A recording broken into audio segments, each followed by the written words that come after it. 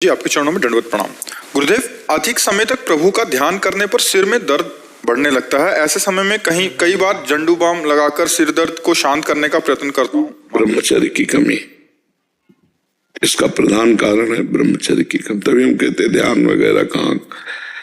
अच्छा, ध्यान में तो उल्टा होना चाहिए, अश्रु आने चाहिए, पुलकित होना चाहिए, गदगद कंठ नयन बहा नहीं रहा। राधे राधे जी। दंपति रस रहे भीन, प्रिया प्रीतम का रूप का ध्यान कर रहे हैं या सियाराम जी का ध्यान कर रहे हैं, किसी का भी ध्यान कर रहे हैं, तो थोड़ी झांकी आने पर एकदम रो ना आए, शरीर की शुद्धि भूल जाए। सर दर्द काहे को? सर दर्द तो प्रपंच चिंतन में होता है, भगवत ध्यान में तो एकदम निर्मलता आती। तो अभी क्या है, हमारे अंग कमजोर हो गए। जैसे हमारे को स्मृति शक्ति चाहिए, हम आज्ञा चक्र पर एकदम ध्यान करें तो दर्द उत्पन्न हो जाता है। इसलिए कि हमने ब्रह्मचर्य को कहीं समय तक 3 घंटे तक लगातार करने पर होता है। 24 घंटे बच्चा ध्यान हो तो कोई फर्क नहीं पड़ेगा। पूरी रात ध्यान होता है, पूरे दिन ध्यान। और सही पूछो तो ध्यान से छूटा कब? उठते बैठते चलते फिरते खाते पीते सोते जागते हर समय वहीं रह जाता है। इसी को ध्यान कहते हैं। पिय मूर्ति नयनन बसे तेहि रस रहाय समाय, ये लक्षण सुनि प्रेम के और न कछु सुहाय, और न कछु सुहाय। फिर अपने रसमातो कुटुम देह ते जाय छूट सब ही विधि नातो। ओ रूप छके घूमत रहे तन को तनिक न भान, नारायण दीर्घ जल भाई हाय प्रेम। अभी सही कनेक्शन नहीं हुआ। तो ब्रह्मचर्य पर थोड़ा ध्यान दो, क्योंकि आप हमें लगता है विरक्त भाव में हो। विरक्त भाव में, हाँ, ब्रह्मचर्य पर ध्यान दो। और नासाग्र दृष्टि पहले रखना सीखो। करते हो नासाग्र दृष्टि? जी, अंदर भ्रकुटी के मध्य लगता है। भ्रकुटी के मध्य ध्यान लगता है। यहाँ पहले नहीं, वो पहले हम क्या करें, पहले नासाग्र दृष्टि सीखो, करो। हाँ, अब जब यहाँ दृष्टि रखोगे तो जोर यहाँ लगेगा आज्ञा चक्र पे, और इसे बर्दाश्त करो। और यहाँ लिखो, अपने इष्ट का नाम लिखो। लिखा? आंख मुंदनी नहीं बच्चा, राधे राधे जी। आंख मुंदनी नहीं है, अर्ध निमीलित ऐसे, पलक नहीं झपकनी, और नासाग्र दृष्टि रखनी है। और यही हम लिख रहे हैं नाम, और इसी को हम देख रहे हैं, इसी को पढ़ रहे हैं। इससे क्या होगा कि आपका आज्ञा चक्र बलवान हो जाएगा, एकाग्रता बलवान हो जाएगी। और ब्रह्मचर्य सिर्फ, कोई अन्य दोष? मोबाइल रखते हो? जी, बहुत बड़ा, मतलब ये मोबाइल बहुत बड़ा दोष है, बहुत बड़ा दोष है, क्योंकि इसमें हम सब कुछ देख सकते हैं। और जब हमारा एकांत में मन चंचल होता है तो एक बार राउंड मारता है।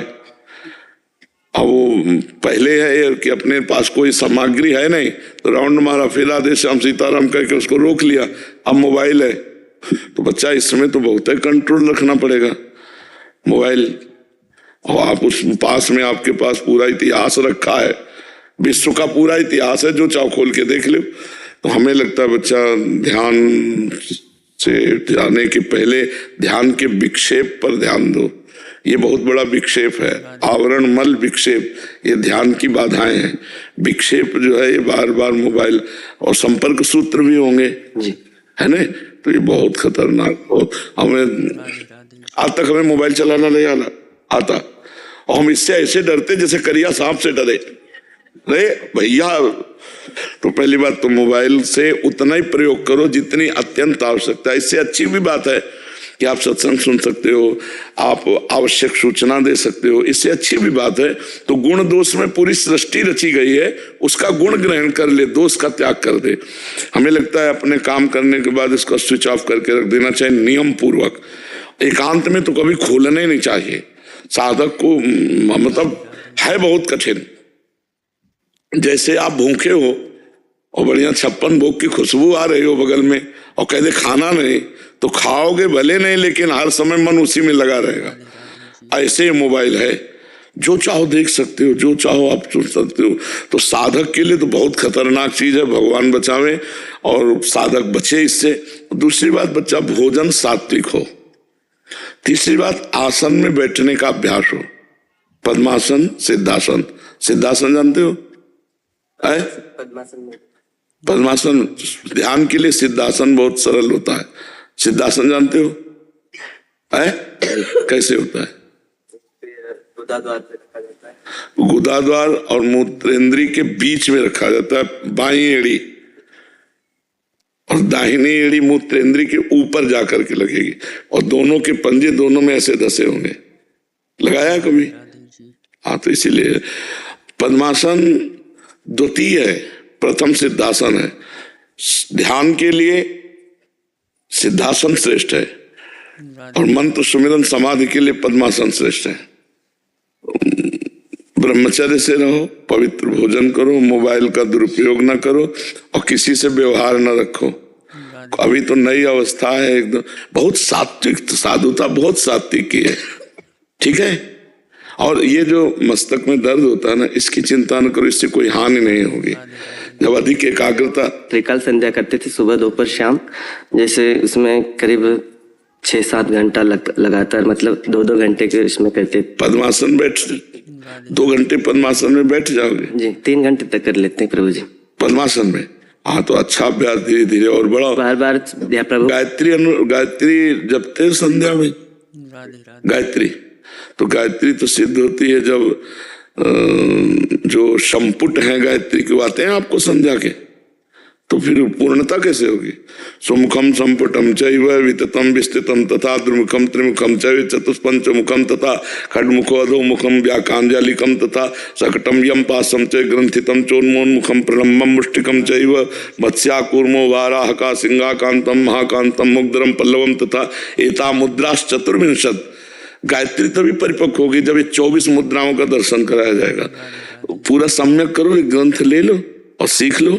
ग्रंथ का नाम संध्योपासना पद्धति, उससे गीता पृष्ठ से आएगी संध्योपासना पद्धति, तो उसमें आपको पता चल जाएगा, ठीक है।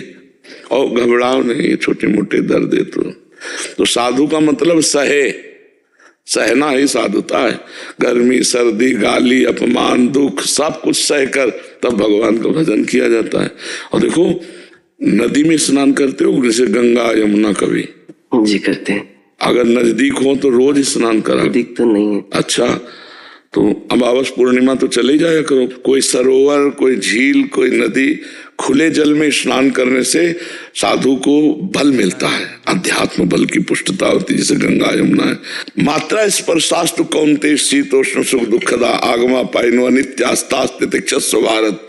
गर्मी सर्दी अनुकूलता प्रतिकूलता सब चीज सब कुछ सहे और कुछ न कहे, न भगवान से न किसी से, कभी किसी से मंगबो भलो न बाप सो जो प्रभु राखे टेक।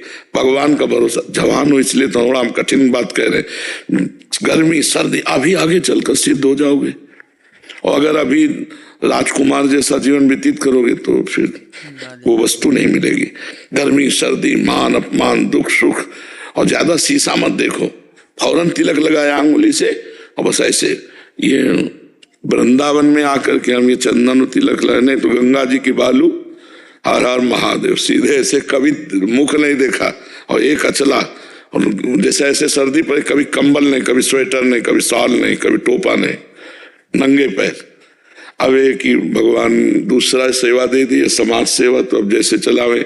नहीं तो पहले अपना कल्याण करे, फिर जग का कल्याण स्वयं होगा। पहले अपना कल्याण कर ले, पहले अपना ज्ञान दूर कर ले, फिर दूसरों का ज्ञान दूर। बहुत अच्छे सौभाग्यशाली हो जो भगवान के मार्ग में चल रहे हो, और बढ़िया आसपास छेद बंद कर ले और अच्छे महात्मा बनो, ठीक है।